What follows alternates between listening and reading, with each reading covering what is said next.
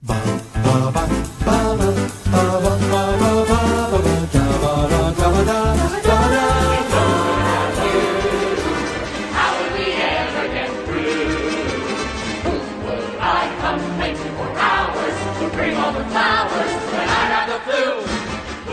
June 15th, a once-in-a-lifetime event.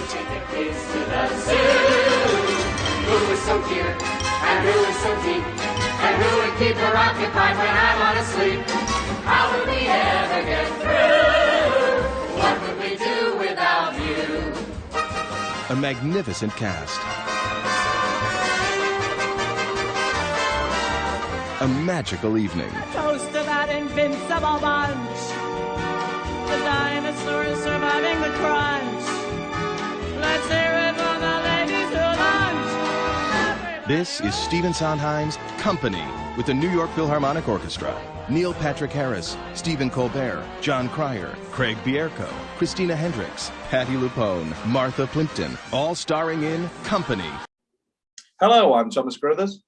I'm Will Leggetter. And today, I think we're from this point on, I'd say we're in not just safe hands, but we're in the territory of why we wanted to do this series in the first place. Yeah. Hence why, and you'll notice how not lenient, how much you'll know the shows that we enjoy more than others, because whereas Do I Hear a Waltz and Anyone Can Whistle got 50 minutes, Company and Sweeney get 3 whole episodes, and Into the Woods gets 2, Follies gets 2. But I guess that's because I wanted the movie should be their own episodes. And when it comes to that's great banter. Never, ever, ever, ever, ever, ever, ever. Oh, sidekicks. I was in HMV the other day, and Mid Morning Matt was all on box set, and I was very tempted to buy it. I should have. Yeah, why didn't you? You know what this wine tastes like? It tastes of Chewits. That's it, Chewits. No, Mid Morning Matters is excellent. Company. Do you think Stephen Sondheim ever watched an episode of Alan Partridge? I thought you were going to ask Carruthers Leggetter. No. Who is this Alan Partridge? That's not how it sounds. It's more twitchy. Who is this Alan? No, I was listening to Alan. Sorry, what was that demon voice? It's like you got to lean over here. Who is Alan Partridge? I was talking to Oscar about Alan Partridge, and it's pretty good. Imagine Sondheim liked Alan Partridge so much he made a musical. Pardon me if it was there, because I couldn't think of a lyric, and I should have picked a song that didn't need to have a lyric straight away. Company. This is our first big show. Yeah, boy. In your overall Sondheim rankings, which may change because you're not acquainted with Assassins at all, and you're not. How acquainted are you with Follies? Is it just Losing My Mind? You know, Losing My Mind, and I'm Still Here. Made on the Roof. Oh yes, of course. You never. Is that getting its own episode for that 2-minute clip? Oh, because I mean, we'll get a mention. Do you know the plot of Follies at all? No. Okay, very exciting. Because that's probably my watching. I do really like Follies. I love Follies. I think, however, watching Company all these times again and listening to it over and over again, it's firmly in my top 3, and it's firmly in my top 3. It's firmly in my top 2. I don't know if it comes down to the fact of, if I'm completely honest with myself, is it my favorite? I just laugh so much and then it rips your heart straight out.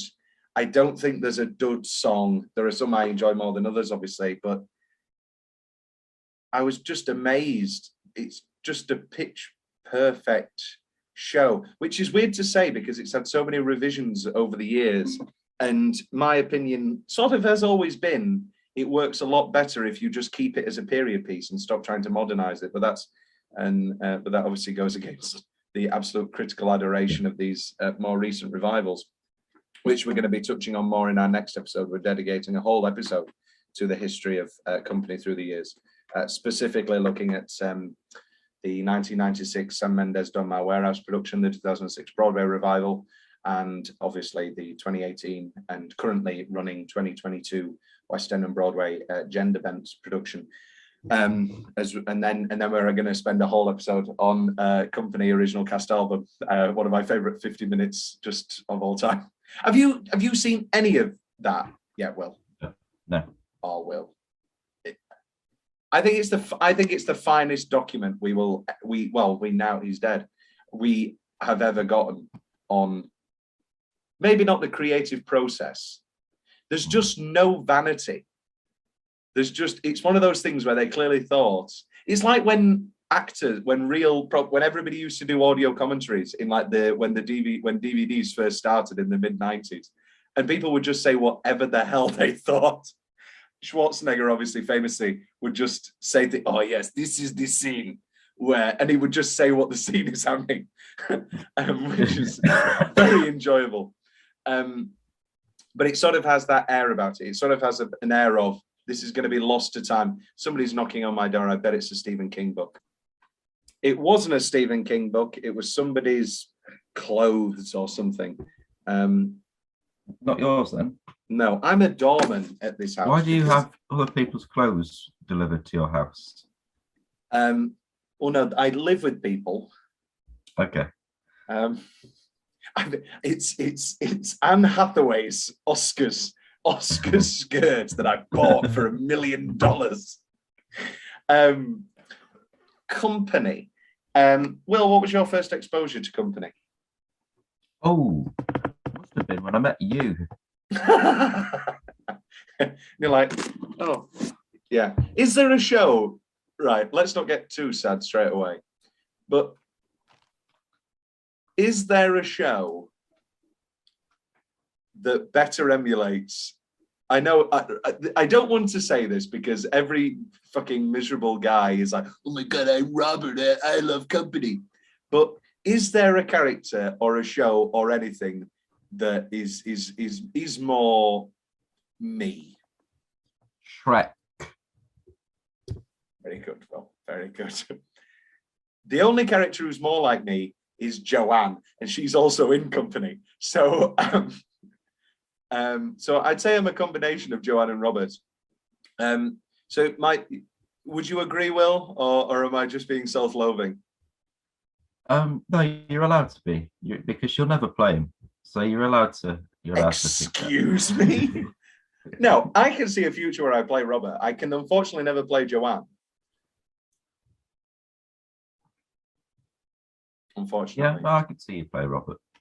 You don't want to admit that I would play Robert because you want to play Robert. I want to play Robert. There we go. Whereas I didn't know John Barrowman played Robert. Why are you getting ahead of it? Will, that's next episode. Stop it. Oh, is We're doing a whole episode on the productions, William. Oh, sorry. Let's talk about Company. This episode, we're going to be doing Company in its original form. We're going to be touching on the history of how the original Broadway production was made. Not too much, because obviously we've got our third episode, Original Cast Album Company, which is the real core text for that original Broadway production. I mean, everybody's in it, blah, blah, blah. We'll get to it when we get to it. We're looking at Company today through the lens of the 2011 New York Philharmonic concert recording with Neil Patrick Harris, Patti LuPone, Martha Plimpton, Stephen Colbert, our darling Christine Hendricks, Joan, directed by Lonnie Prince, because they used the original script, bar a couple of lyrics, and I think it's a perfect, I think it's a perfect production, but also I think it's a perfect sort of time capsule of what Company was to begin with. I believe you've seen this before. This has been on YouTube for years and bootlegs and all that sort of thing. This is the Company that people watch. Proper. Yeah. It's probably my favorite. Well, no, bar the original Broadway album. Bar the original Broadway album and Company original cast album, but that's not really a concert, blah blah blah blah blah. I think it's an absolutely stellar, perfectly cast production, I have to say. This is directed by Lonnie Prince, who, are you a Dirty Dancing man, Will? I love Dirty Dancing. He is, do the pachanga. He's Neil, who Will, again, won't like to admit. But yeah. Make sure you get your money's worth. I love Dirty Dancing. Anyway, sorry, very quick tangent. I'm Johnny. I would play Johnny. That's an outrageous statement. That's an outrageous statement. I watched Dirty Dancing on the West End last Friday, and I've come to the conclusion, I don't think many can play Johnny apart from Patrick Swayze, because Patrick Swayze was a god, and he could dance, and he could sing, and he could act, and he was sexy. And that was just Keeping Mum.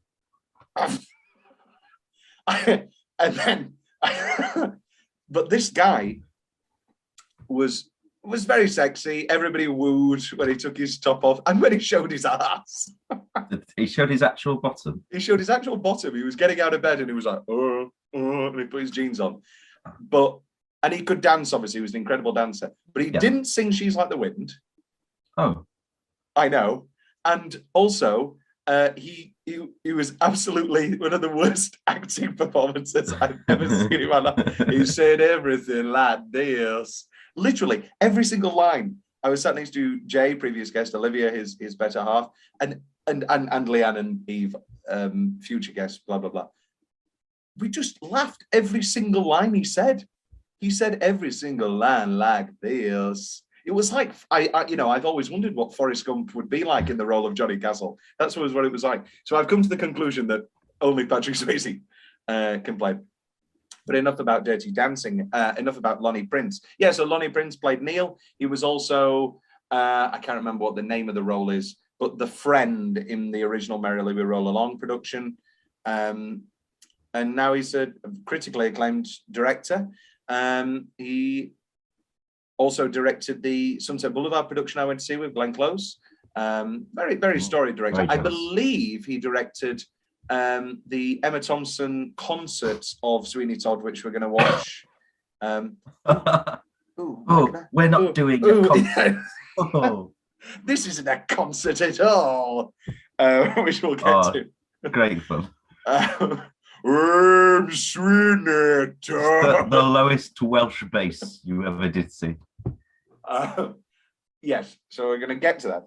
But he directed this and he directed it wonderfully. Let's talk about Company itself. So it's Company, a musical comedy. Music and lyrics by Stephen Sondheim. Book by George Firth.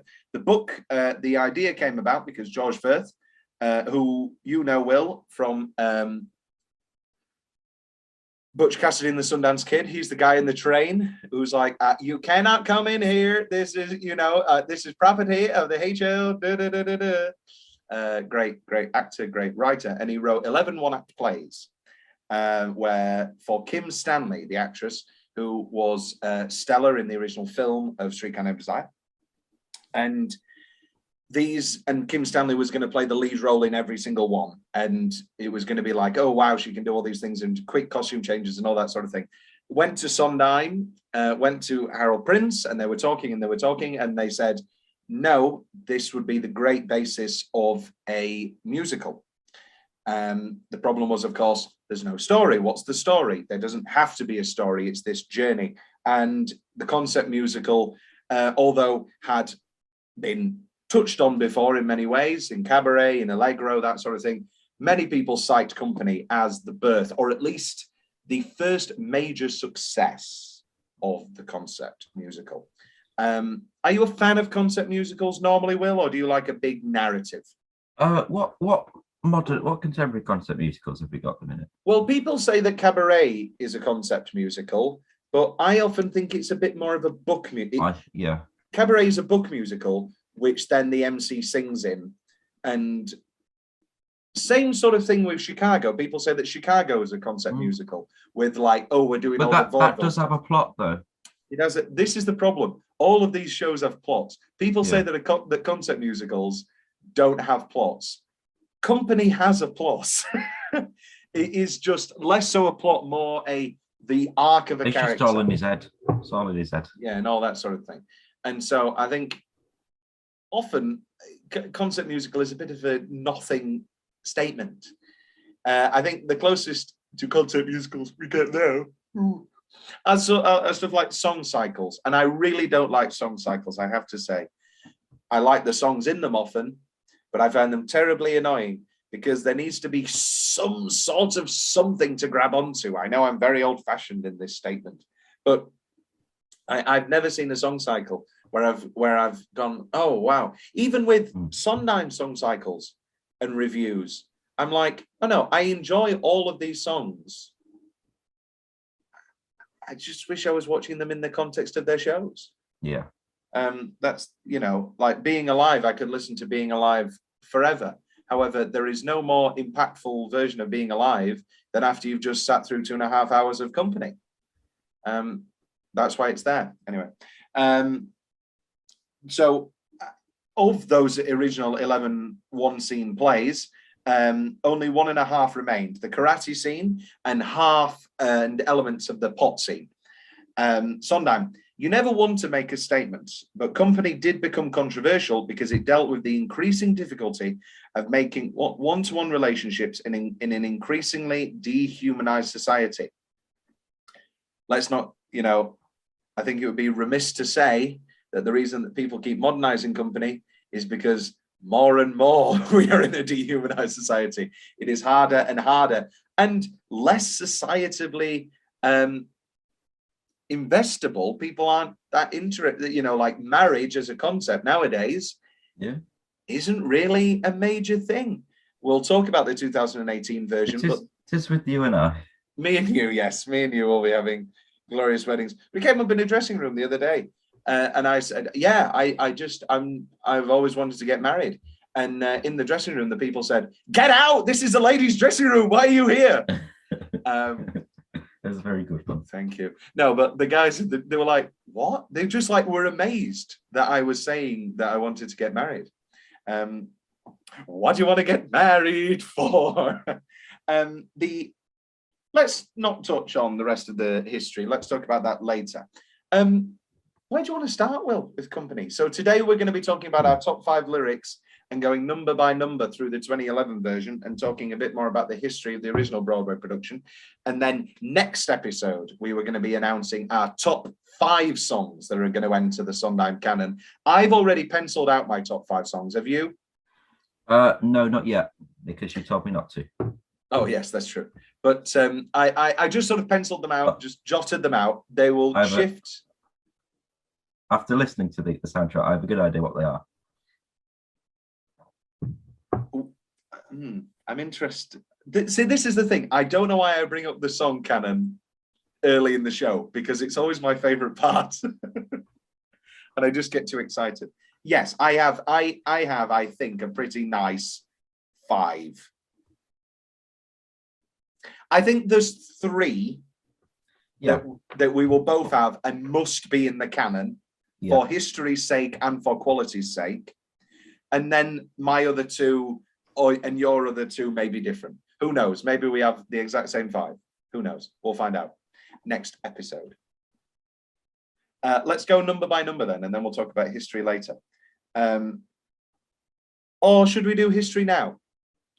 Let's do history and let's finish with the numbers. Okay. You know what? Meet in the middle. Let's do intermission. Let's do the intermission now. That's a bit fast.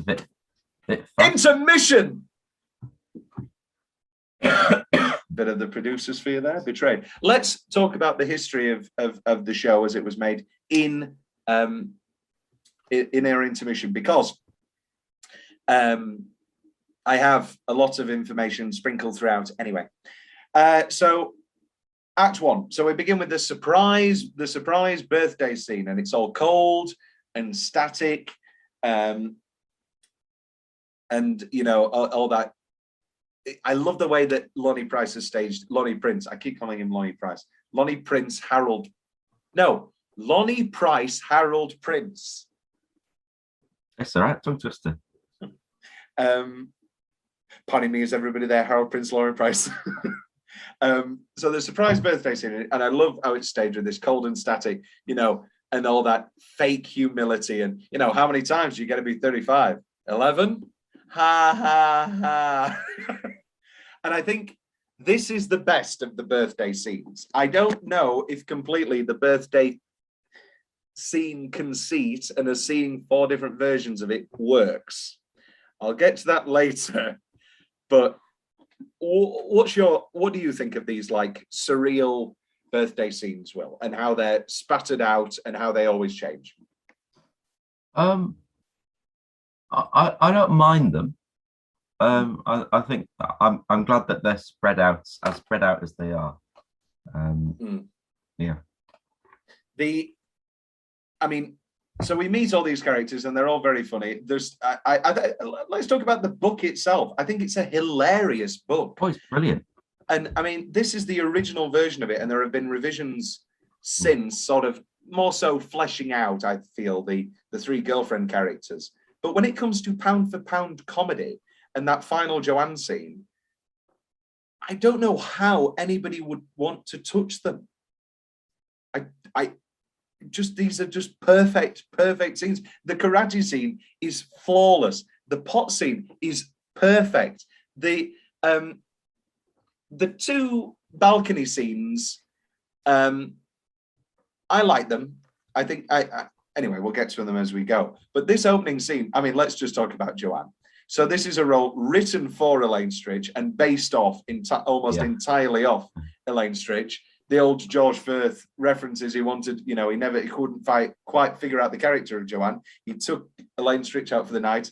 They went to a bar. The bartender said, "What do you want?" Elaine Stritch said, "Bottle of vodka and a floor plan." I am a absolute undeniable fan of Elaine Stritch. In almost every regard, I'm a huge 30 Rock fan. Elaine Stritch at Liberty is the best one-woman show, the best one-person show there's ever been. Absolutely just incredible performer and just one of our shining lights. Well, she's passed obviously, but one of our great comedians, one of our just most hilarious, vulgar, brilliant performers. And obviously the role of Joanne and the song Ladies Who Lunch was written exactly to hit all the great things that she can do. It's so, I think Patty makes it her own, and I think we've seen other people make it her own. She makes everything her own. Yes. But I think there are some people who have performed it who kind of just do an Elaine impression, and it falls flat because it's very hard. We've talked about this multiple times. We talked about this with Mama Rose, with Gypsy, in that to say that the role was exactly written for Ethel Merman, I'm amazed at how many different and also excellent Mama Roses we've had through the years. And I think you can say much the same for Joanne. And I love Joanne's introduction. I'm very rich and I'm married to him. Only I'd introduce him, but I forgot his name. To this version, we're going to be specifically talking about Patty, who is, of course, excellent. And then we'll talk more about Elaine in original cast album. Any insights, Will, for that before company strikes in? Just learn to blow candles. Is would be my advice. Thank you, Will. So the opening number of Company, yeah, it's the opening number. Prince insisted that it be called Company. Sondheim was very annoyed. Prince. Harold Prince, yeah. Oh. Diddle diddle diddle diddle diddle. Ow! I talked to Steve and I said, let's write some music. Oh, well, that's the collab we always wanted. Gentlemen, let's broaden our minds. Lawrence, huge fan of Prince, and huge fan of 1989 Batman, and hence Party Man is one of my favorite scenes in movie history. And obviously Jack. incredible. Yeah, so I was very annoyed because the only lyric that had rhymed company before was bumpany, was company with bump and e, which Lorenz Hart had done, and he said felt gimmicky and terrible. So he didn't want to do that. So just rhyming it with itself. Yes, well, there we go. Yes, he rhymes as many words as he can in the refrain to avoid having to rhyme the title. Also, did you notice, Will, in the background of this 2011 production, did you spot Ariana DeBose, possible Oscar winner? But this will come out after the Oscars. She's the new Anita. She's in the background. Oh, yes. So she's in the background of this as a company member, as an ensemble member, which I find very interesting. Well, not very interesting. She's in it. So she's she's in the background. Anyway, just one of those little things. The big extended love note, I think this is, everybody sort of knows this. Do you know why it's so long, Will? Because it's from Stephen himself. No, because on the original Broadway set, they had an elevator and they needed everybody to get in the elevator and go down the elevator and come and be with Robert. So he worked out literally with the set designer how long the elevator would hold for and would take to take them down. And that's why it's so long. And you can hear everybody breathing and swapping and this beautiful euphony. And then Elaine goes down on the note in the original Broadway. But it somehow works and it blends and it's incredible and it's beautiful. And then phone rings, door chimes in. It's in my top 5. Company is in my top 5 songs. You don't need to say whether it's in your top 5. You haven't done yours yet. And maybe it'll be broken out of mine and maybe I'll shift it around. But I really, really love this opening number. And I think it's an incredible, incredible opening. I'm a big fan of the song as it is, yeah. And then obviously they incorporate it into the finale. I don't like when they don't use it as a finale. I think it's just a great finale. How many times do you think I can say finale? Finale. Any notes, Will, on Company, the first song? I just iconic. I very much like it. It's a lyric thing, but I just like it's like Bobby Bubby stuff like that. Oh, you are gonna absolutely love original cast album because there's a very specific moment. Well, you'll see when you get there. But there's a very specific moment about Bobby baby, Bobby booby, Bobby. It's one of the most hilarious things you'll ever see in your entire life. Then we go into the karate scene. There's cinnamon in the coffee, Robert. The odd taste is cinnamon. Hilarious line. Just absolutely hilarious scene and performed brilliantly by Stephen Colbert and Martha Plimpton and Neil Patrick Harris, obviously. Just absolutely hilarious. Just a perfect comedy scene. Talk about it, Will. Do you like this scene? I mean, obviously you do. We're fans of comedy. I like it very much. I like the transition into the song as well. It's very sort of the way that it's all ironic, like with the little things you do together. It's all very and yeah, from the karate. I keep wanting to say karaoke. Oh, I wish.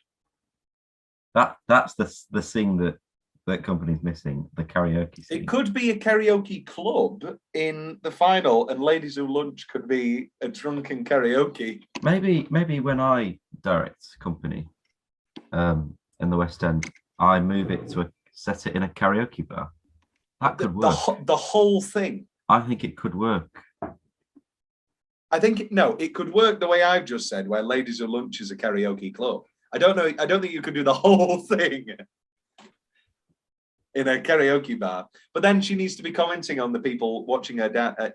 Look, think of your poor mothers and the nightclub dancing. He was caught driving his car drunk, and he quit out of some sort of humiliation.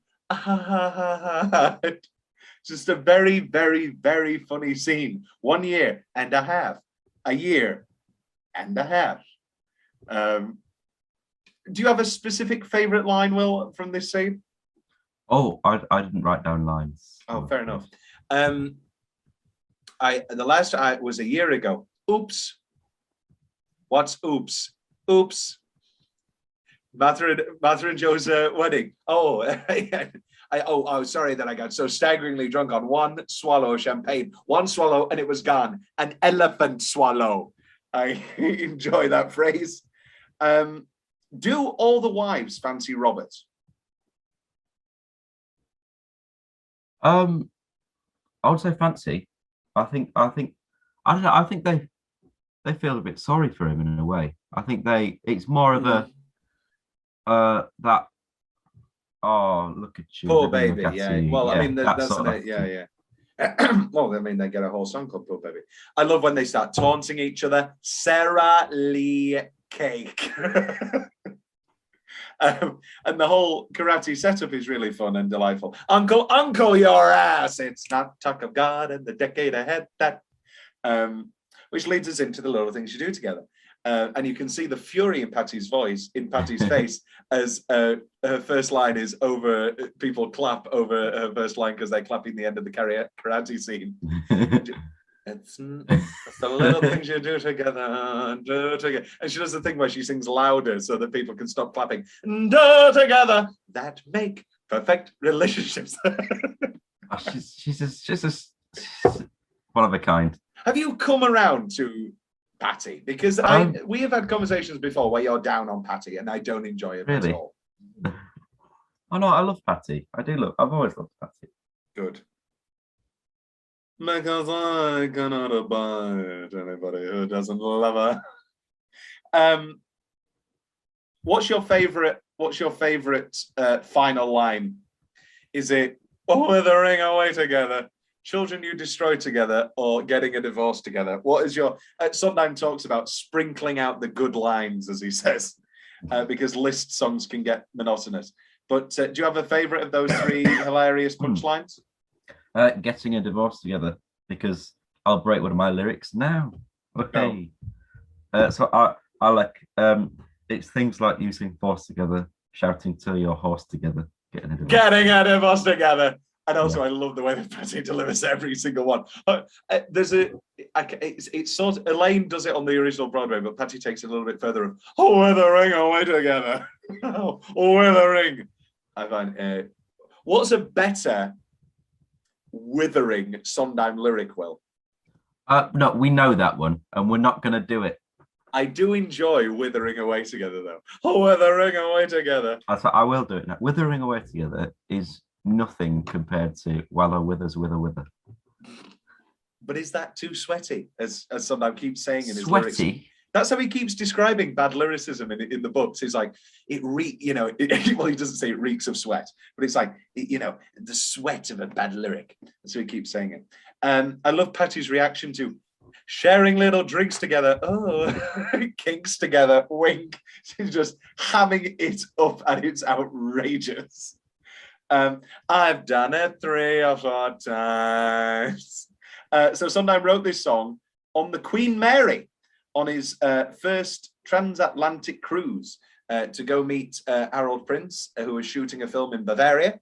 And he notes that the song kept gliding down the piano because he kept sliding down on his piano stool because of the Queen Mary and the rocking of the boat. Now, that might be apocryphal, that might be many things, but that's the way he says it. Which leads us into Sorry Grateful. Is that a song you enjoy, Will? It is. I've just got one more thing about. Oh, of course, yes. Yes, I just like how she ends it, walking away from the trolley. She gives the look, and then she does it again because she stops and like that. Kiss. Very enjoyable, yes. You know what I don't enjoy about Sorry Grateful? The way that Stephen Colbert finds his note at the beginning of this song. You're always sorry. You can't find it at the start of this, and it's very, very blatant and obvious. But however, once the song continues, I think he finds a nice rhythm. But he is back to begin with. So that was the role that. Oh no, we're not talking about 2018 yet. Sorry, We're not doing it, Tom. Sorry. And Scared She'll Stay. Do you have? I mean, obviously the key lyric from Sorry Grateful is what is it? Bad things. Good things get. No, bad things get better. Good get worse. Wait, I think I meant that in reverse. I like Sorry Grateful. I think they did a nice thing with. No, we're not talking about 2018 yet. Sorry, but like in this, Sorry Grateful, Have I Got a Girl for You, and Poor. Oh no, I'm completely lying because the women sing Poor Baby. I'm getting my 2018s confused. Anything you want to say about Sorry Grateful though? It's fine. It's a very nice song, and it it's interesting and it's nice. It's just a shame, but it follows. Little Things to Do, yeah. Which then makes it needs to. Yes. It's a shame. It's just a beautiful lyric. You're always sorry, you're always grateful. It's the dueling emotions that are great. Oh, the Terry scene. Listening to a New York audience laugh heartily at this. Hey, oh, hey, New York, all these terraces in New York, and I've never seen a single person. Oh, but then obviously it plays on absolute deaf ears anywhere else in the world. Like I watched this with the London audience, and they were like, "Oh, they're terraces in New York." I guess. However, this does have a couple of great couple of great lines. If you ever leave her, but let me be the first to know. Well, you're the first to know. Oh, I just deleted it. Oh no. Oh, it's back. Thank God. You're the first to know. What do you think of these two scenes, with the two terrace scenes? I mean, we'll talk about the gay one later. But what do you think of this first one? I think very good. It's the first time we see all the lads together. No, the terrace scene. No, the terrace scene. With the woman who becomes the choir singer. Sorry. Yeah. We are coming to Have I Got a Girl for You, though. Then we go into the weed scene. So we watched it in London in 2018, and everybody laughed at me. Everybody pointed at me and said, "This is what Tom would be like smoking weed." Because in the 2018 one, they flip it so that the guy is the one who's like, "Oh, I'm so high. Oh, I don't feel anything." And they all said, "Oh, that's what it's going to be like if Tom smokes weed." I had a brownie last week, and I did this exact thing. I was like, I don't feel anything. I didn't feel a goddamn thing. I just woke up with a terrible headache. Really? Interesting. I'm a big man, so maybe I needed two. Yeah, two. But I didn't want to quail. I didn't want a Wolf of Wall Street quaalude where they're like, I don't feel anything, and then end up Steve Madden. Steve Madden. Yeah, Wolf of Wall Street. All right. I was thinking of Richard Madden. That was like Richard. Who's Richard Madden? Robin Hood. Is it? Am I right in that? No, Richard Madden is. Yeah, no, Richard Madden is Scottish bodyguard. Yeah. Who's Richard Armitage was who I saw in Uncle Vanya. I saw him in Uncle Vanya. With Toby. Yes, with Toby. It was excellent. I saw that the Tuesday that of the final week of the West End before the COVID shut everything. And I literally saw on the Saturday night and the final performance of Magic Goes Wrong on the West End, and none of us knew. And then suddenly Sunday they announced we're not doing it. Yeah. And that was a weird time. Do you remember COVID? Maybe this isn't working. Maybe they gave you real grass off the front lawn or something. Very funny. Kiss my ass, you son of a bitch. How do you feel about Bobby constantly saying to this is what I'm on about with Robbie being too flirty. You're the girl I should have married. What a weird line to say. Nah.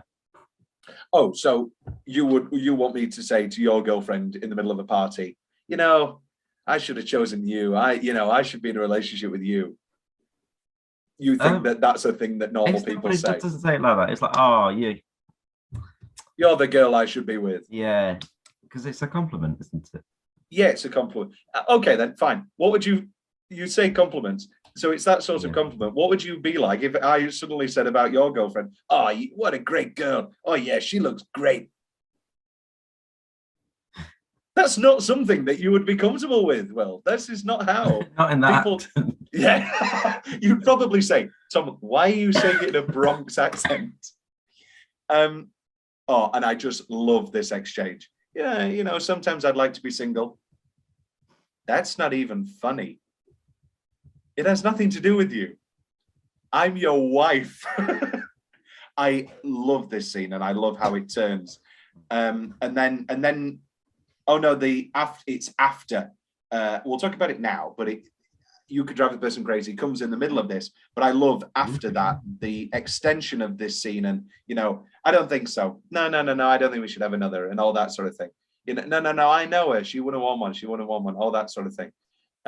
Which I think there was a weird element with the 2018 version where I think somebody could watch this scene and be like, oh, it's sexist. Oh, why is he choosing everything? But then they flipped it to have the woman be like, no, I know him. He doesn't want another. And everyone was fine with it. So I don't know. Because my big thing with the 2018 version, we'll talk about it next episode, they weren't making a modern show. They were making a 70s show modern. And they are two very different things. But anyway, let's talk about You Could Drive a Person Crazy. An absolutely incredible song that I love. I think this is a pretty lame version of the song, unfortunately. I think they're three pretty weak performers, and I think it's Joan. It's Joan. I know, I think Joan's excellent in Barcelona and her scene later. However, I think it's a pretty weak. Yeah, I think these three are pretty weak. I'm sorry. But let's talk about You Could Drive a Person Crazy as a song. Do you disagree with me? No, I can get behind it. Let's talk about You Could Drive a Person Crazy though as a song. Absolutely delightful, and I guess I'm annoyed with it because it's probably in my top 5. I'll do a gentle nod. I don't want to say anything yet. Of course, yes. I don't know myself, but it probably will be. Yeah, I love it. I love the rhymes. I love the lyrics. I love the speed of it. I think it's just a perfect 3-minute song. And when people talk about like the 3 girlfriends not having, their own songs and all that sort of thing, and how they're not fleshed out characters, they also have one of the best songs in the show. So it's like quid pro quo. It's harder than a matador questionable, trying to get you off your rump. But that's like, I get the argument, but that's like saying in Evita, Another Suitcase, Another Hole. That's not a fleshed out character, but it's one of the best songs in the show. We kind of have that with Another 100 People because Marta's not really in a lot. She has her big song. Thankfully, Madonna didn't come and steal Another 100 People.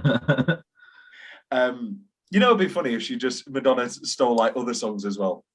I think Evita should sing And the Money Kept Rolling In. I think Evita should. I think Evita should sing She's a Diamond in the first person. I'm a diamond. And Antonio just went, what the fuck? No. Company.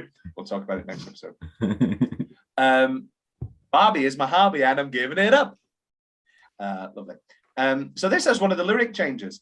So originally, it's in the original Broadway cast recording. It's is it? I could understand a person if it's not a person's bag. Do. I could understand a person if the person was and it's the F word. But that's been changed now to what is it now? I could understand a person. Drag? No, it's if he actually was gay. It's the same joke. It's the same joke of you know, I could understand if he didn't love me if he was secretly gay. It's the same, but they've changed. They've just dropped the F word. And I think when did Sondheim come out? Oh, late, very late. Because I think it might be that thing of, because this sort of happened with little Nas X as well, because he was saying like not homophobic things in his songs, but he was saying like he was using like slurs and stuff in his songs, which we now know was supposed to be powerful and like reclaiming it and all that sort of thing. But he wasn't out, and so people were just like, is this guy homophobic? And then obviously Call Me By Your Name comes out, and everyone goes, oh, okay, so I know what's happening here. He's lap dancing the devil. I love Lil Nas X. Do you? Yeah. Oh, cool. Really, cool. I'm a big fan. Big fan. What's your favorite Lil Nas X lyric? Don't do that to me. Top 5 lyrics of Lil Nas X. We'll do that. We'll do that after the Passion episode. A bonus addendum. What's your favorite Lil Nas X song then, Will? Oh, I do like Call Me By Your Name. Open brackets, Montero. Open brackets, Montero. Close brackets, based on the novel Push by Sapphire.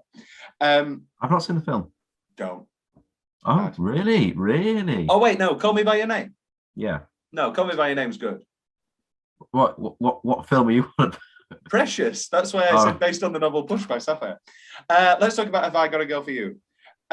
Will, I've got a question for you. What is the sort of girl that you can send through the mails? They'd have to be very, very small. Yeah, what is that line? The sort of girl you can't send through the mails. Are they saying that because this is the woman who's like really into sex stuff?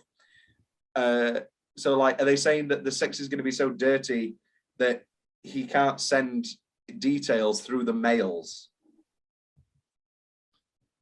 Or is it males? Is it play on males? No, I don't think it's that. I'm just going to keep saying males, because then the next line is "Call me tomorrow, I want the details." So I don't know what that lyric is.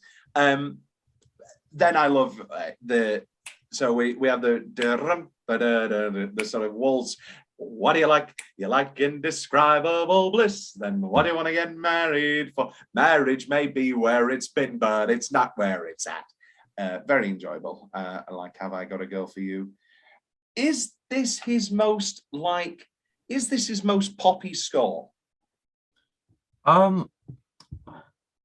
Yeah, I was going to bring this up anyway, because I always see Sondheim as someone who makes period musicals. Okay. But obviously, Company is very, very contemporary. Very 70s, and I think it feels best, as I've said before, when it's 70s. Lent into. Yeah. So that goes straight into then Someone Is Waiting. Susan, sort of Sarah, Jenny-ish, Joanne. Of the three, it's not even a question. I don't even know why. I was going to ask of the three Bobby solos, what's your favorite? It's not even a question. It's Being Alive, Marry Me a Little, Someone Is Waiting. Yeah. What's your opinion on the chairography in this production? I like the chairography. Yeah. Do you not like the chairography? I like the chairography. And it's weird that like Ariana DeBose is like pushing Martha Plimpton around in a chair and maybe an Oscar winner by the time that this episode comes out. I love that. Well, I don't love. I found it. Jenny and Joanne just don't get descriptors. It's like loving and caring as Amy, Jenny. it's like she's also there. And then Joanne. I find it very weird that we get Joanne and we don't get it's very close. No, I very much enjoy Someone Is Waiting. A delightful little song. I think Raul Esparza talks about this when Sondheim talked to them about the song, in that you can't make that a showstopper. You get little moments like come with me, I'm ready now. Oh, take me as I am, and all that sort of thing. But you cannot try and make that bigger than Marry Me a Little or Being Alive, because it's not really in the score to do. And I think it works as sort of, I think you could passively say it's a throwaway song, but it's not. I think there is a very clear arc from Somebody's Waiting to Marry Me a Little to Being Alive. There is a very clear arc of Bobby's character through those three songs. Pardon me. Any final notes on Somebody's Waiting? Oh, no, I think it's a very, very nice song. It's I think it's not I forgot what the word is. An underrated. You know, yeah, because if everyone's going to do the Bobby solo, they'll sing Being Alive, but or they'll do Marry Me a Little. Yeah. And be like, I'm doing Marry Me a Little. I'm doing. But I think this is a nice solo idea. If I was to do a solo, I would consider doing this one. Yeah. It's nice. But you didn't. You did No, Being Alive. I did Being. No, I didn't in the end. Oh, didn't you? What did you do? Because I realised, well, they must have changed it. So they the section of Being Alive, it was someone to hold you too close, someone to that bit. Yeah. Being alive, being alive, being alive. Done. And I'm like, hey, I don't have to hit that big note at the end. It's just a nice middle bit. Get there. The day of the audition, they've changed the time. And when did they do that? So I quickly learned Lonely Room. What's that? Is that Parade? No, it's Oklahoma. Oh, George, yes. Which is one of my go-to audition songs. And it was the greatest audition I've ever given in my life. It was brilliant. I have always loved your modesty. Well, the straight into me, famously modest, straight into Another 100 People Just Got Off of the Train. How do you feel about Another 100 People? Because I think this is a big critical divide. Either people love it and want it, think it's one of the best songs in the show, or cut it. Or no, nobody cuts it. Nobody cuts it, but in their head they don't like it. I think it's because it goes on for so long.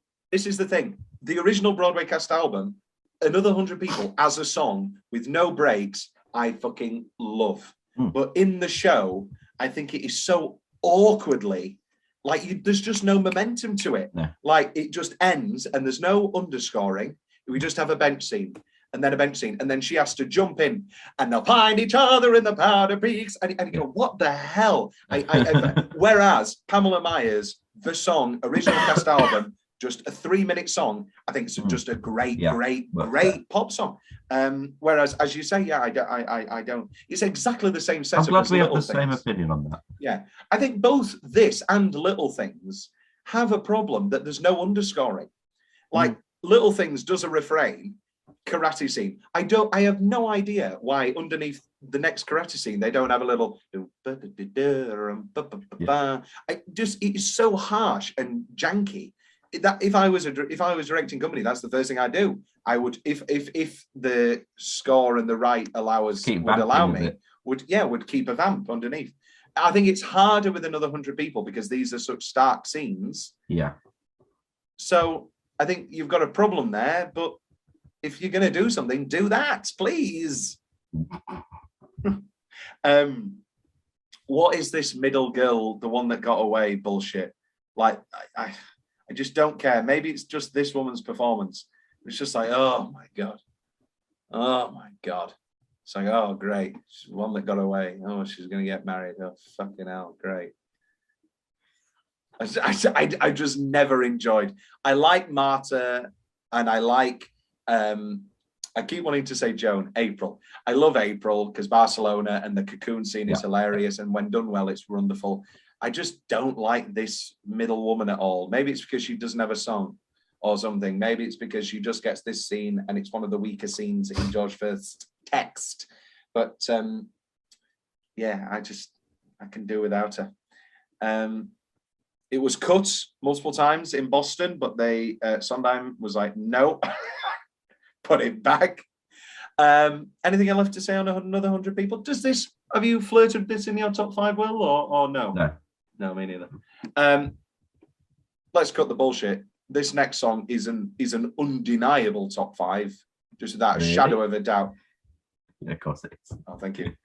Can you do it?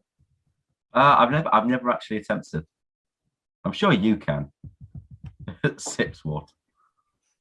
Part of me is everybody there because if everybody's there, I want to thank you for coming to the wedding and appreciate you going even more. I mean, you must have loved the bad things doing out of whether this or you remember playing another man I'm going to marry, but I'm mad because I wouldn't and it was one of the sea. So I thank you all for the gifts and the flowers. Thank you all. Now it's back to the showers and don't tell Paul, but I'm not getting married today. Thank you, Will. You lost it in the middle, but you got it back. You caught it back. The fuck did you just say? Are you talking about when I went? Yeah.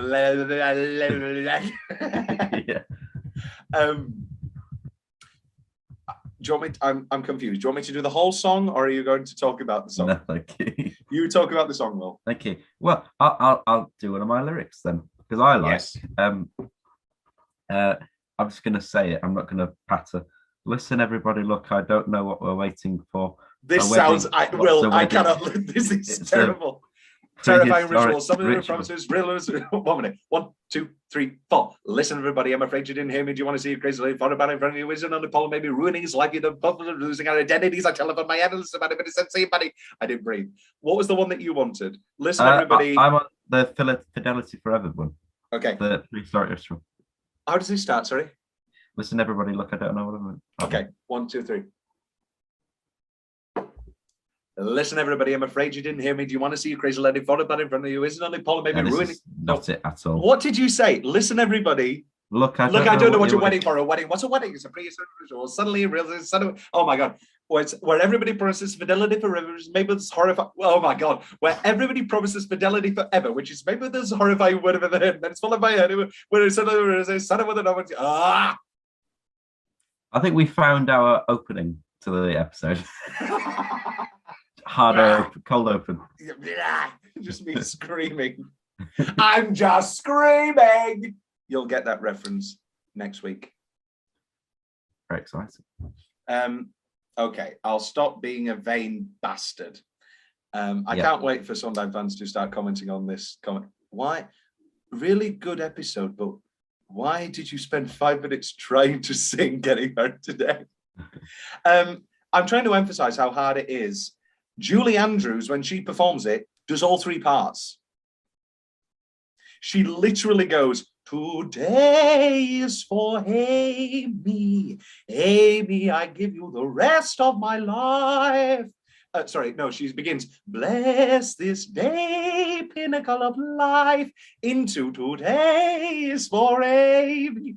And then straight into my happily soon to be wife. Part of me is everybody there. It's insane. We love Julie. She does the whole thing.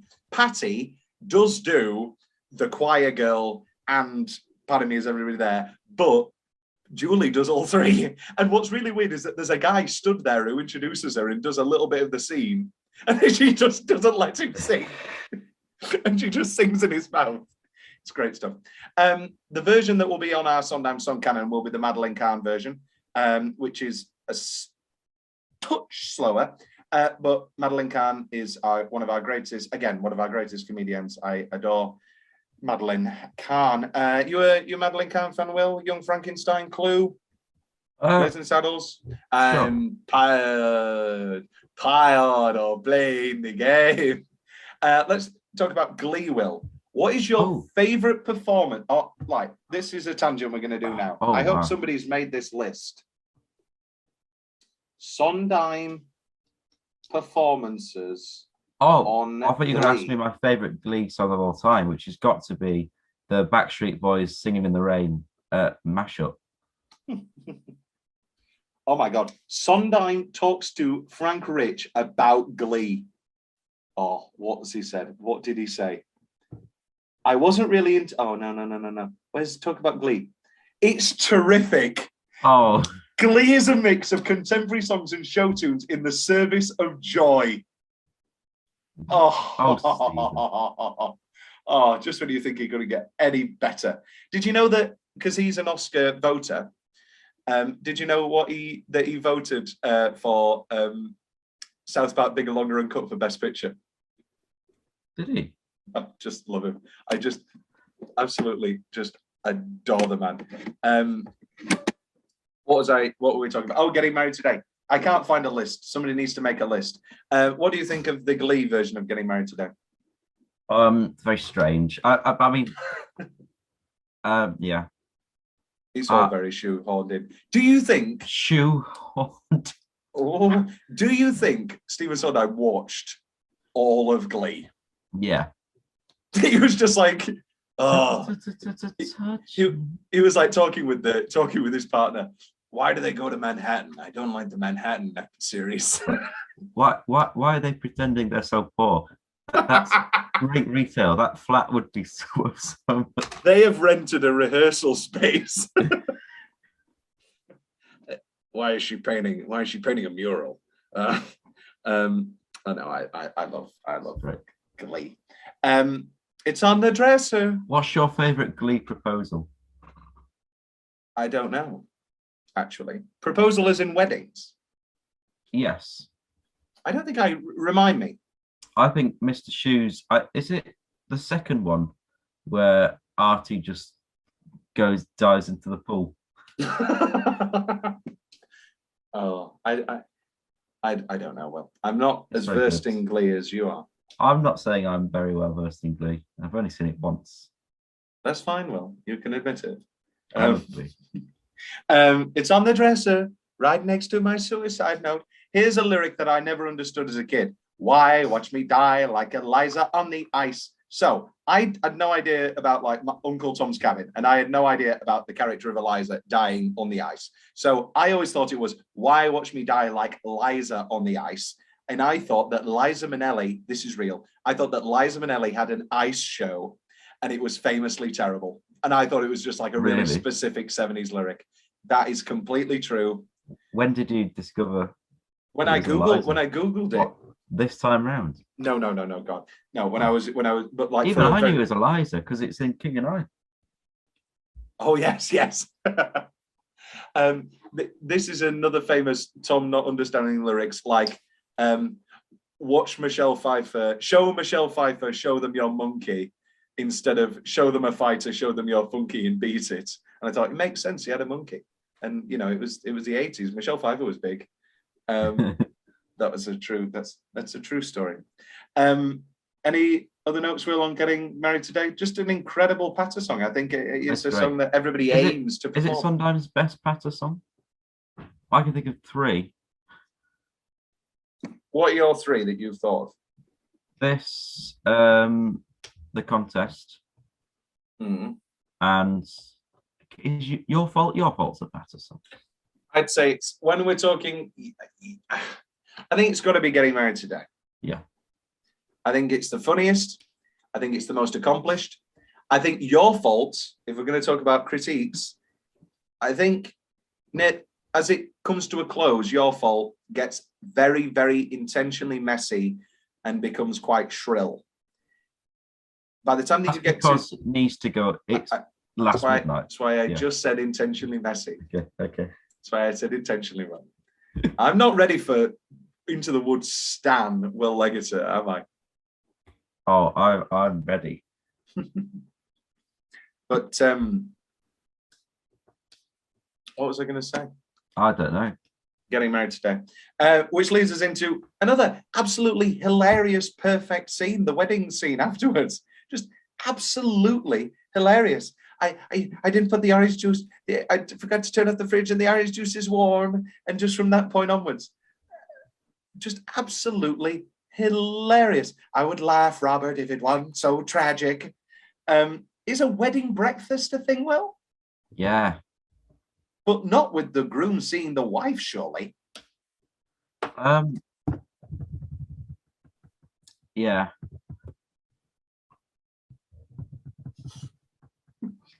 I don't know. I've never been married, so this is true. No. And yet a festive atmosphere pervades the room. And then she goes on about, look what a little Catholic rebellion will get you. I got my own Jew. I just love that little tangent. I think it's quite underrated when it comes to the scenes themselves. I think the wedding scene, the pot scene, Joanna's scene, and the karate scene are four pretty, and Barcelona to some extent as well, are four pretty perfect comedy scenes and comedy little shorts. Because I think a lot of people somewhat write Company off and they go, oh, there's the songs are great, but the scenes are, you know. But I think that's just, I don't think they've actually seen them or haven't seen them recently. Let's talk about Amy. Let's talk about, everybody's talking about Amy.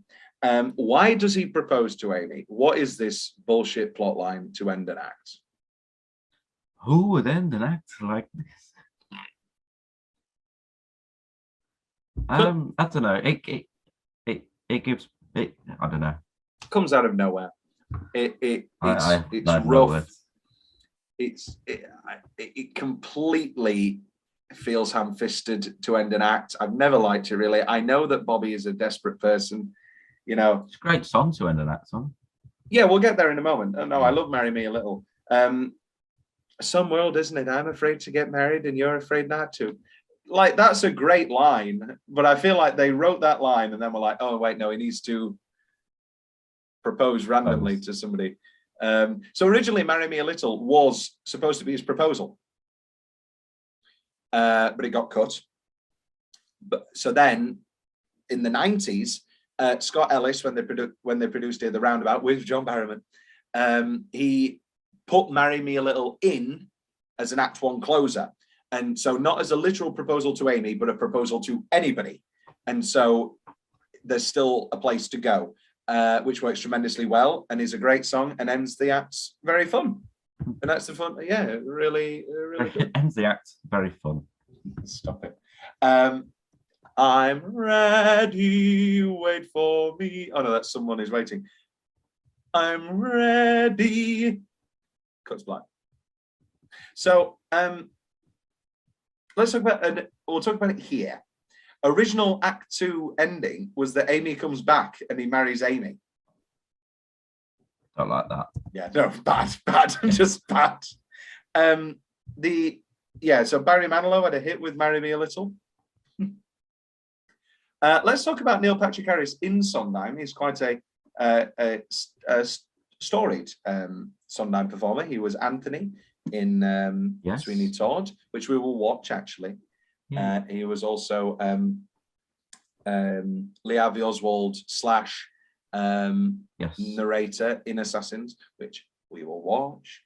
I'm trying to think, are there any I'm missing? He's not played George or anybody else, has he? He's not done an Into the Woods. Who would you cast him in Into the Woods, Will? Jack.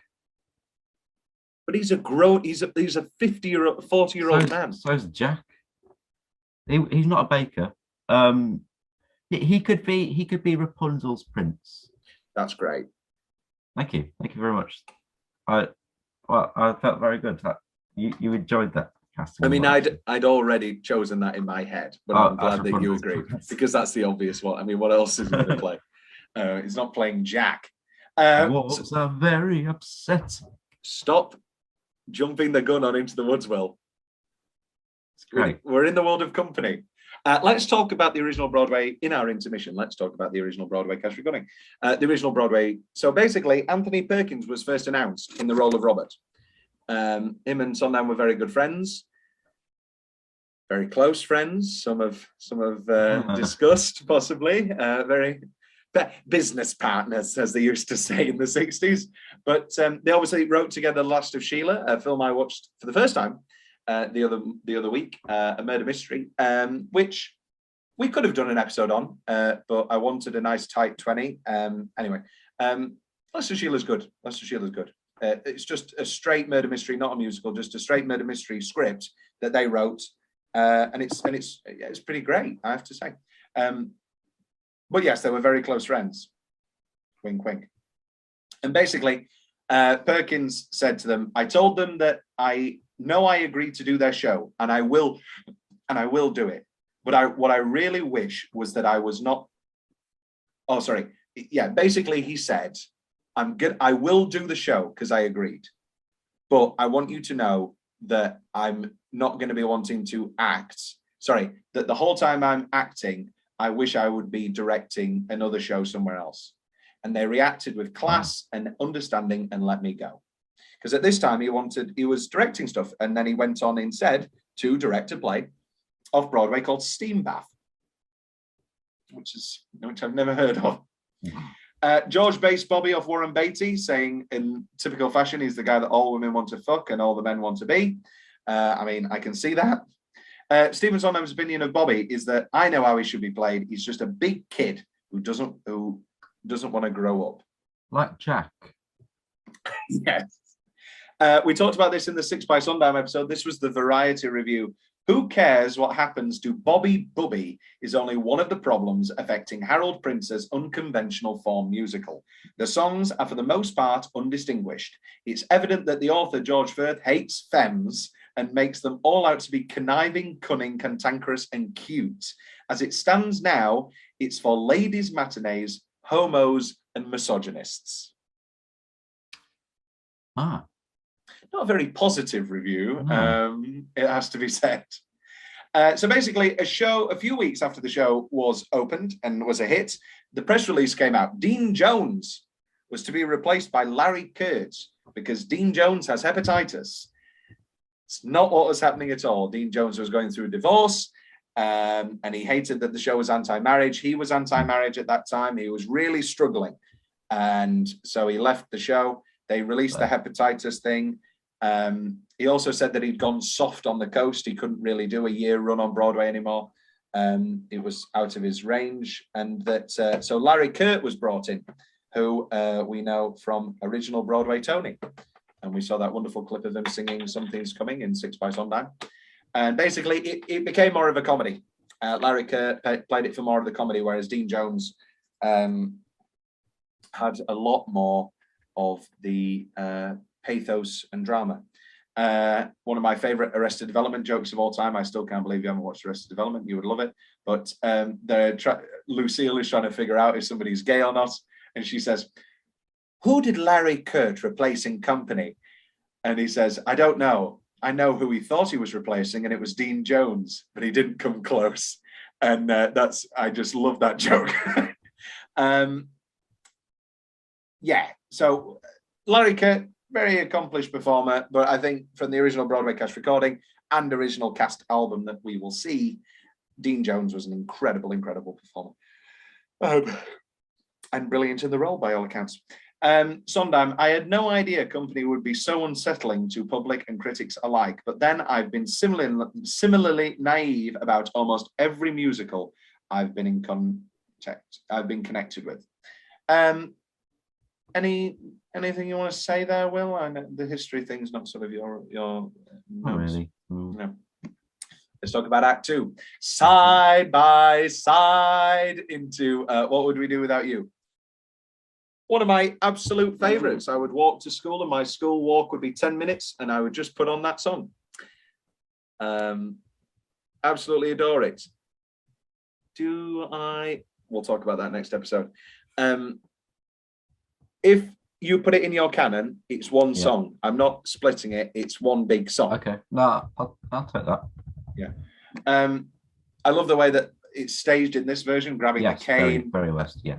And just an absolutely, it's a taxing number. It's a big showstopper, and it's the not necessarily a showstopper. It's a big opening of Act 2 number, and it's glorious and it's outrageous and it's wonderful. What's your favorite comment, Will? That is, I'll give you them. He's my best friend. Second best.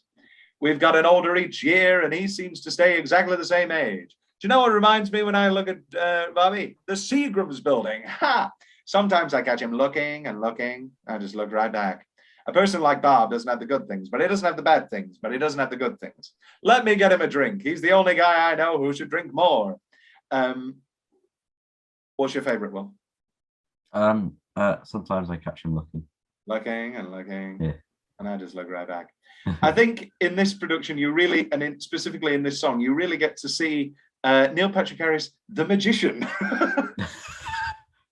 Neil Patrick Harris is a magician and is in the magic circle. And he really goes for it in this with this cane. I love that Joanne just has a bucket of confetti that she keeps throwing at people in the audience. And the circus quality as it continues is deeply enjoyable, as you say. It's probably one of my favorite lyrics. I'll talk about it here. I absolutely find it hilarious to this day. You who sit with us, you who care for us, you who love with us, you who. Just ingenious. It is great. It's great. I love any time. This isn't just this show, but it is this show. I love any time a big dance number or big song is so good that it gets its own applause break in the middle, like when they come forward. Okay, now everybody, and then people just love it. They do the Gypsy Scissors. Michael Bennett, who choreographed this, what I did with Company was choreograph the characters. I think that a lot more of the show is choreographed than people realize. I'm going to talk about one thing in a minute, Will, but what are your thoughts on Side by Side and what would we do without you? I love it. It's just fun. It's just a bit of fun. Yes. It doesn't take itself too seriously. No. This for me is the best moment that Lonnie Prince staged, was the rum ba da ba dum bum and the pairing of the tap dancing, all that sort of thing. Now, in 2018, that was played for comedy, like the click, click, click, click, click, and nobody's there. And it was played for comedy, and I was like, oh, okay, I guess it's funny. But for me, that's one of the most heartbreaking moments. That's just absolutely heartbreaking. The diddle-do-diddle-do-do. Dead silence is perfect. I remember literally the first time I saw this, 2011, I was like, oh my God. So sad, so brilliant. Love it. Any final thoughts, Will, on Side by Side? What would we do without you? Let's do it together one day.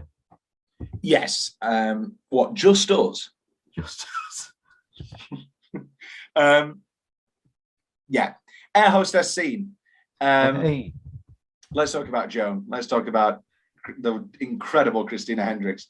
Here she plays, when people mimic Joan, like on SNL, and they do the, ooh, hello, I'm Joan. Want to watch me walk away? And they do that joke on SNL.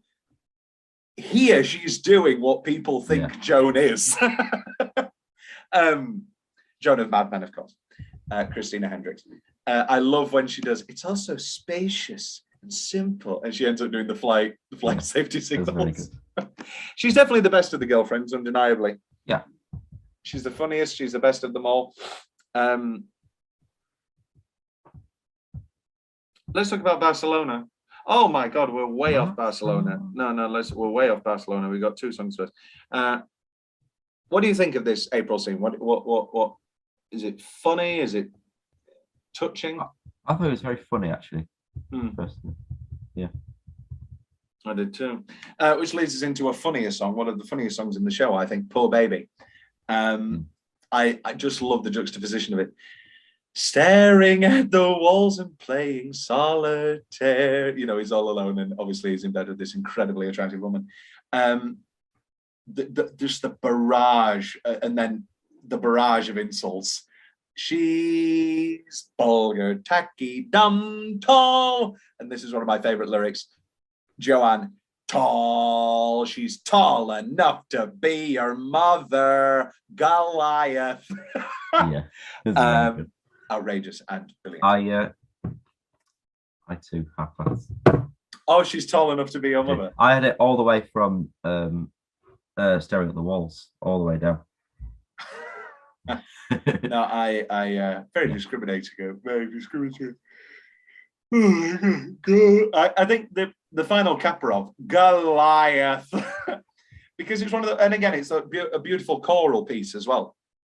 Because you just listen to, she's tall enough to be your mother, Goliath, is not a fun thing to listen to, but then played with that vulgar, tacky, dumb, tall, it's obviously sensational. Throw a lonely dog a bone, it's still alone. loneliness, I think, pervades this show more than anything. I think in many ways it does itself a disservice, because obviously they're trying to make the comment that you can be just as alone with all the sex and stuff, but there's never any time where he's like legitimately alone. No. Because obviously, you know, he's having all this frivolous sex and, you know, it's fun and all that sort of thing, but he's never, I need this song or a scene where he's just legitimately alone. Because I know that I'm just completely flipping the idea of company on its head, but there is nothing more painful than being alone and being alone. But you're going to feel bad and don't feel bad. But like I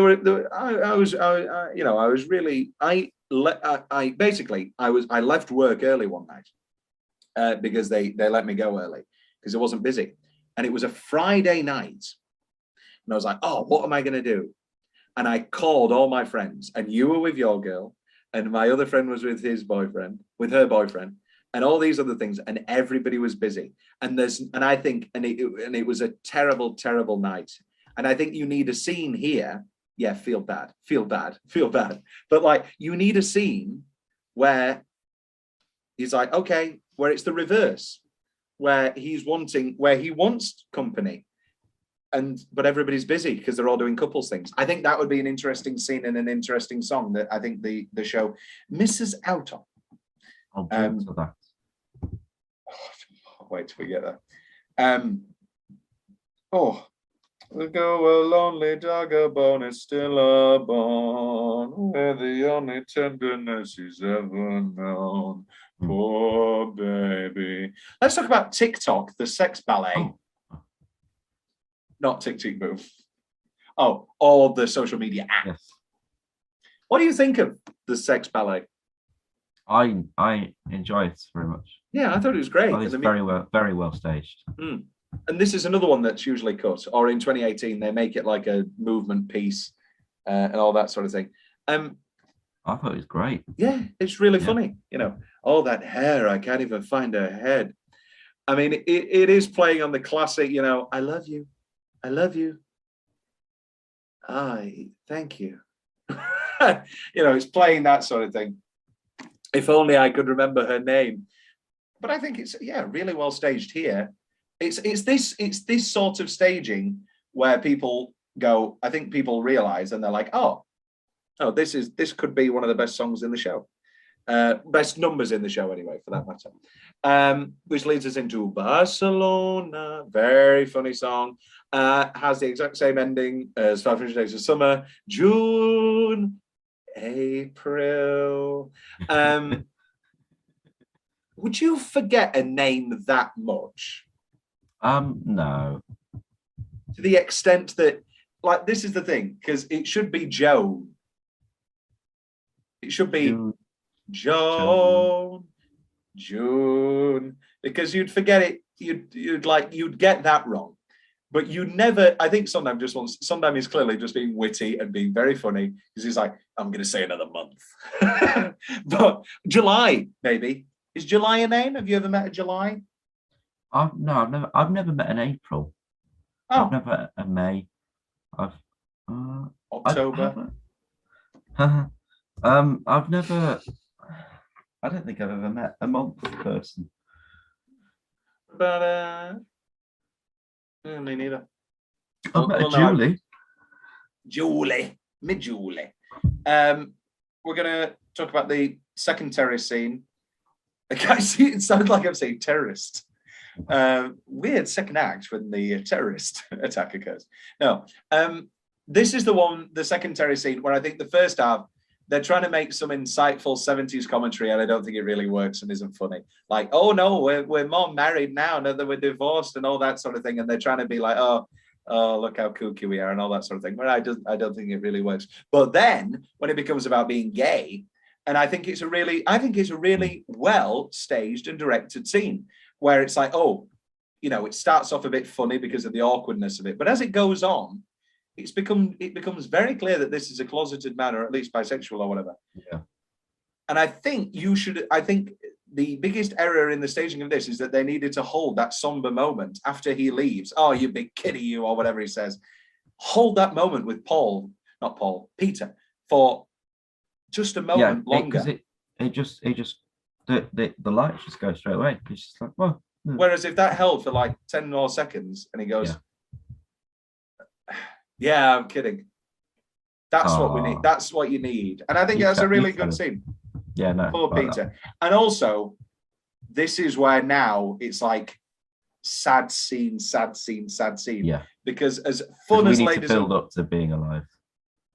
And I think that final, from this point on, it's one of my favorite Sondheim shows of all time. I mean, you're not going to pull some everything's coming up Rose's turn bullshit and say that Ladies Who Lunch isn't in your top 5. Oh, of course it is.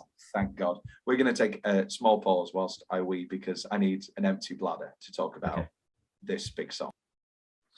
Okay, let's talk about Ladies Who Lunch. Oh my God. Let's talk about this whole scene. Let's talk about everything.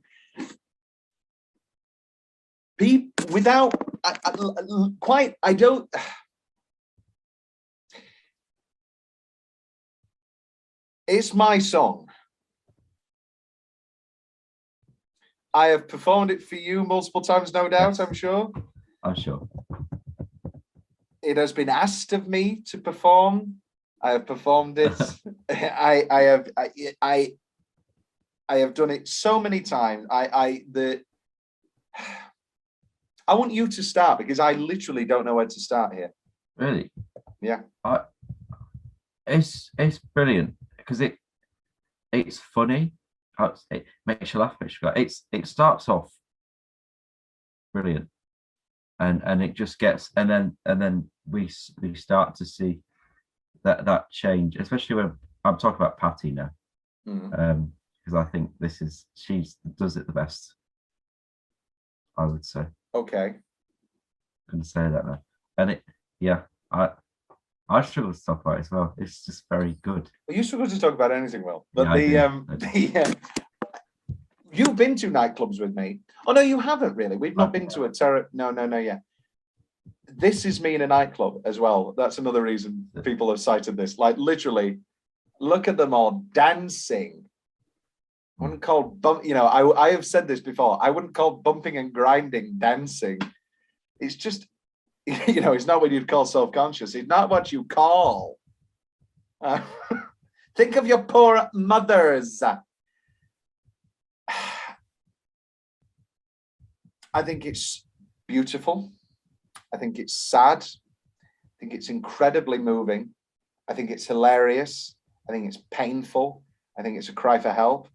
I think it's, I also think it's one of those songs where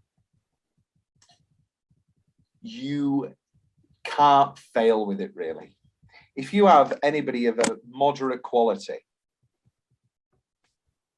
obviously some people do it better than others. Yeah. But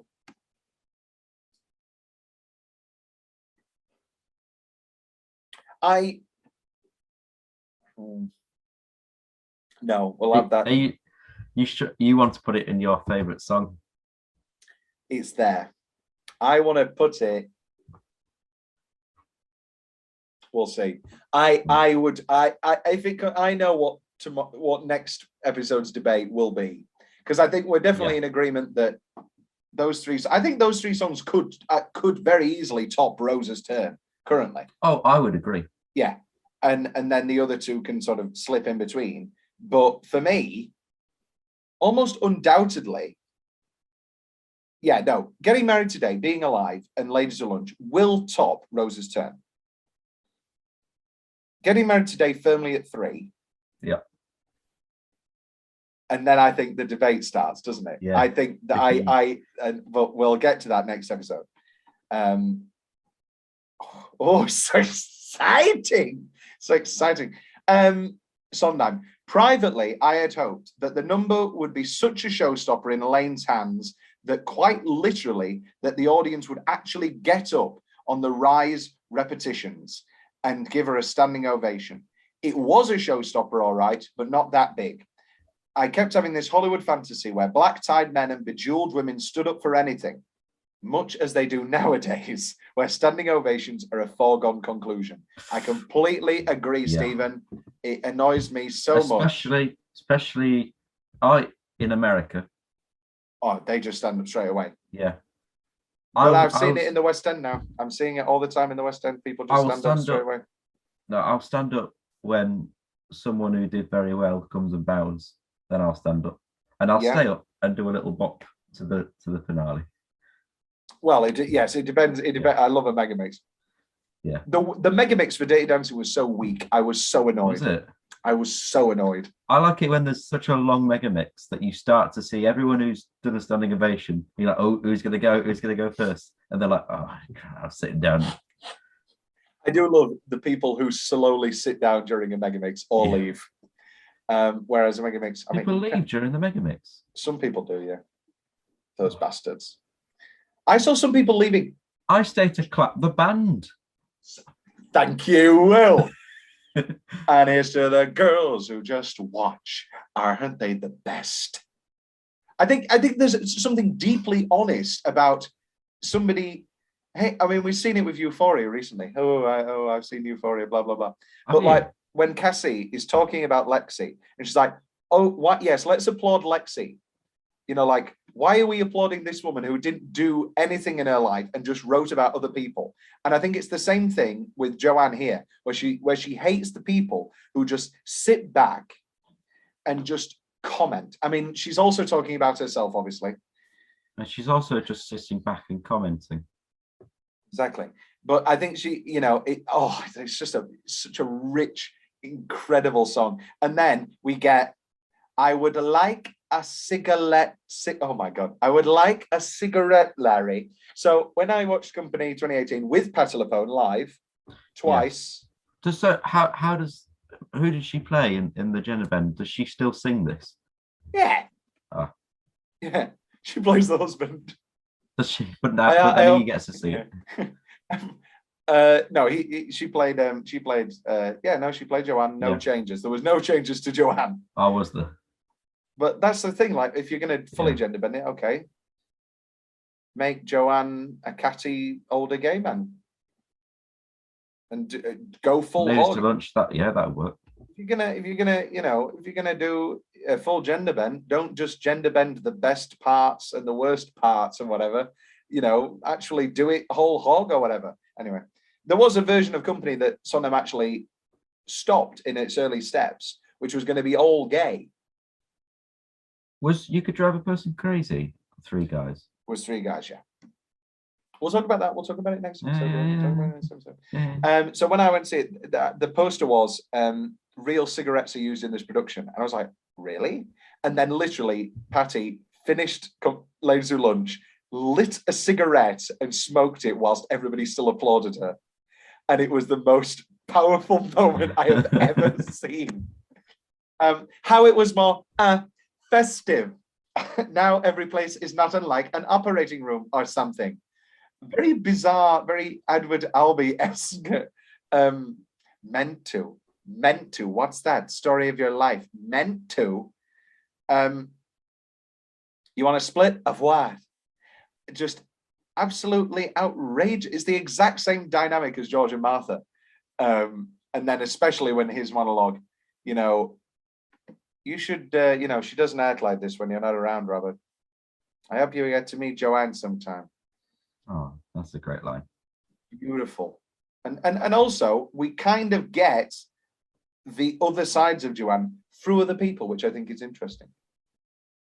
And then let's talk about this.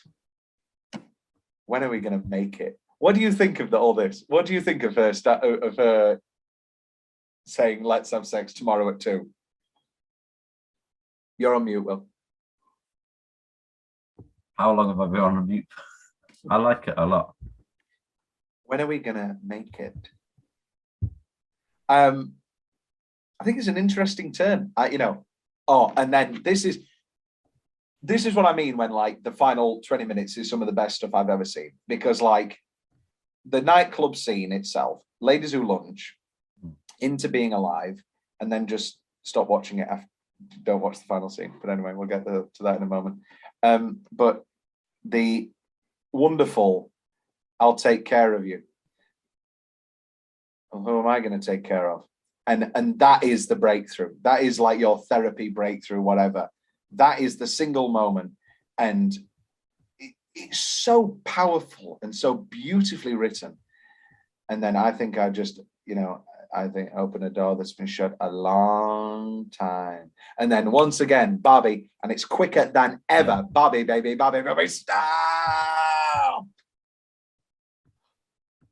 And then here we go. Ding, ding, ding, ding, ding, ding, ding, ding, ding, ding, ding, ding, ding. I've said about this multiple times. So at the end of Marriage Story, Adam Driver sings "Being Alive," and it's incredible. And can he sing? Yes, he can sing. He can sing this very well. Because Marriage Story originally started out as Noah Baumbach and Adam Driver considering making Company a movie. But then near the end, they're in like a karaoke piano bar.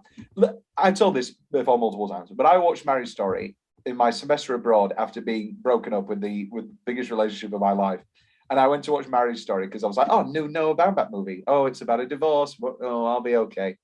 And I just was heavily sobbing the entire time because apart from the cheating, I am Charlie.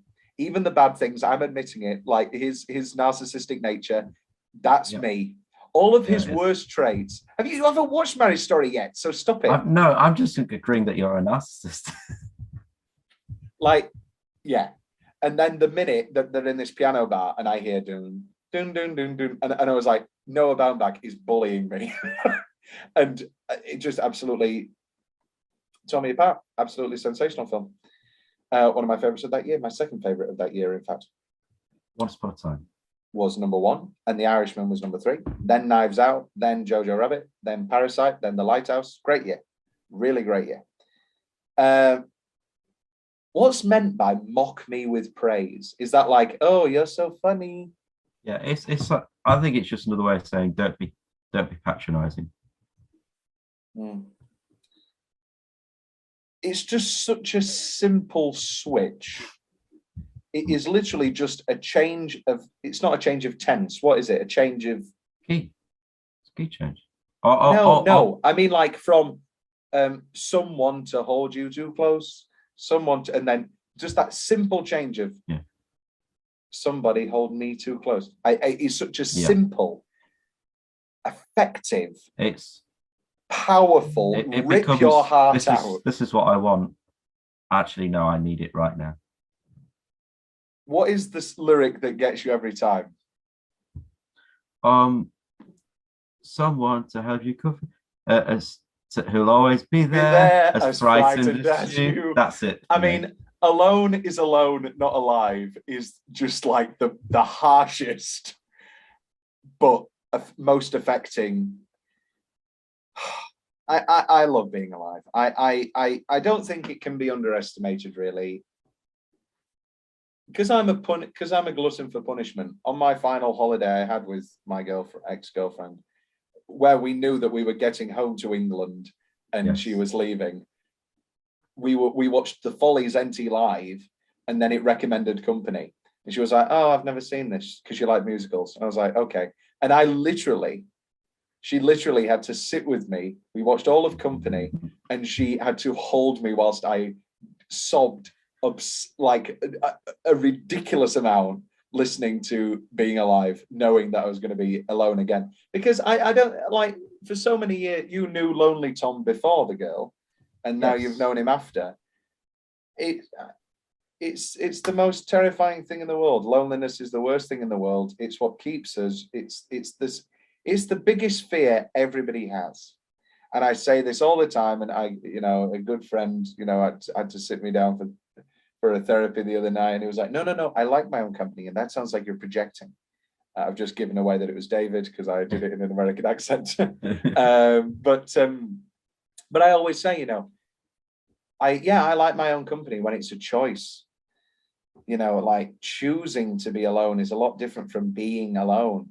And it is an incredibly powerful song. And I think I like that this doesn't end with him getting Amy.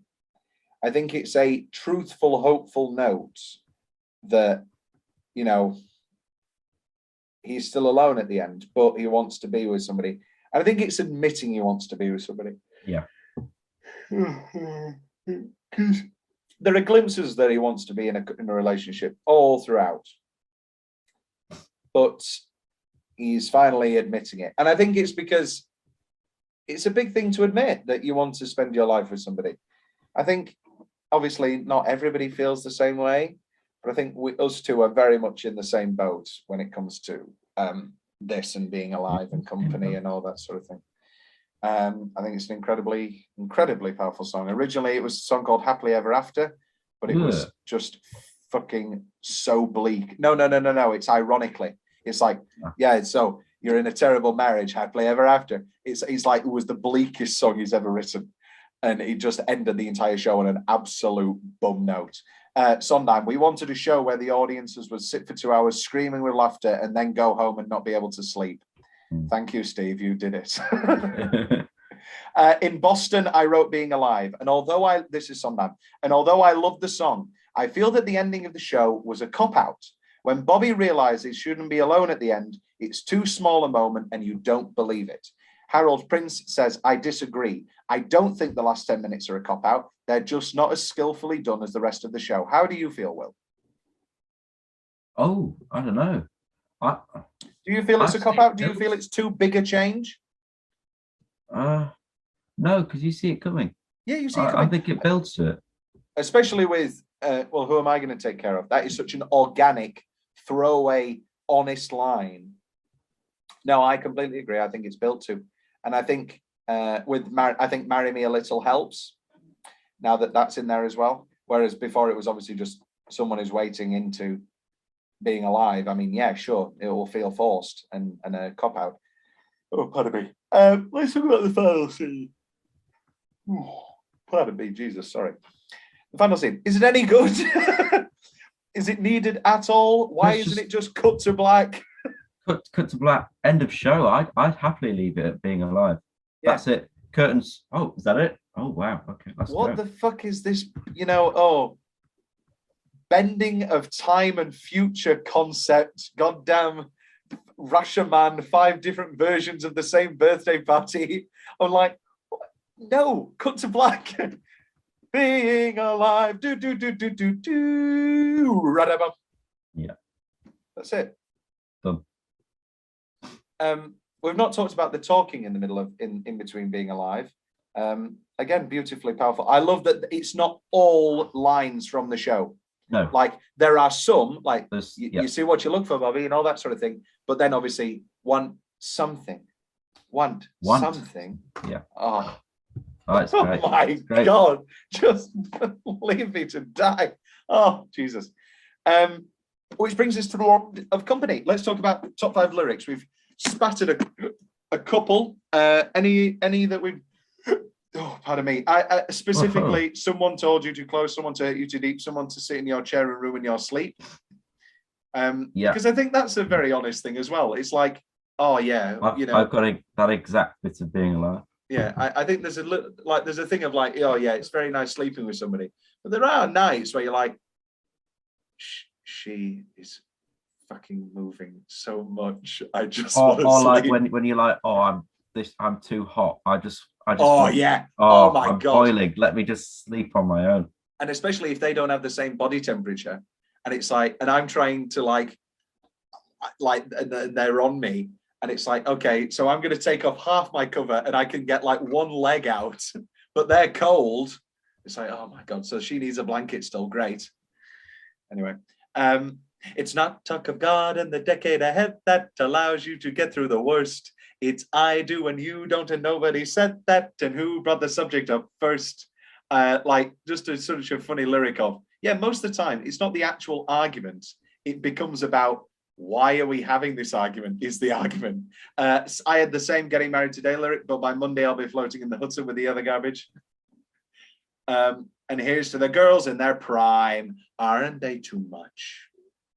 Keeping house but clutching a copy of life just to keep in touch. Now, that has now been changed to clutching a copy of time, which is obviously a tighter, better lyric. Here's to the girls in their prime, aren't they too much? Keeping house, but clutching a copy of Time just to keep in touch.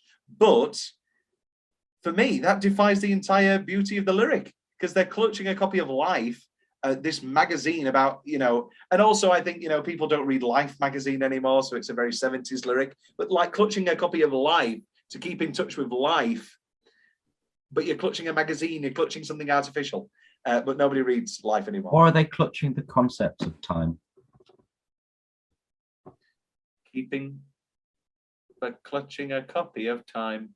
They're clutching time. They're I trying know. to keep I've got it. Clutching the concept of time just to keep that's it terrible. We'll talk about some of the modern changes in 2018. Call you tomorrow or I'll text you and explain. We'll talk about that. Oh yeah. Because nobody has a service anymore, do they? So I get that one. Anyway. Do you have a fax machine? No, but I do like the joke where Billy Crystal's talking about everybody wants to be on the show. So Madonna called me and she wanted to be on the show. So I faxed her, she faxed me, and she's here tonight. Oh, Billy boy, Billy. That, I believe, is all we're going to talk about today. Company-wise. Next episode, we're going to talk about all the productions through the years. We're going to talk about dream casts that we'd like to see and movies and all that sort of thing. And also, we're going to talk about putting our top 5 songs in the canon. Any final thoughts, Will, on Company? What we're talking about today? Let's talk about it. About what? About the version? Let's say 2011. Yeah, let's say the 2011 concert. Very, very good. Very, very strong cast. You believe there's some stronger than others. I think Neil. Who do you not like? No, you don't. The girlfriend. The girlfriends. Yeah. I do think. I think Raoul is my favorite Bobby. Have you watched that before? Yeah. Oh right. Okay. Yeah. Nice. Yeah. I think Raoul's my favorite Bobby. Not my favorite production at all. No. The fucking. Oh, anyway, we'll talk about it. But yeah, I'm excited to see a better set next time. Though. Yeah. Well, that's what you get with concert stuff. Yes, that's what you get with concerts. This was delightful, Will. We will be talking more Company for our next 2 episodes. How exciting. Okay, 3, 2, bye. It's not a thing we say. Company. 3, let's do Antonio Banderas. 3, 2, 1. Company. Lots of company, years of company. Life is company. Company. Da ba da ba da ba da.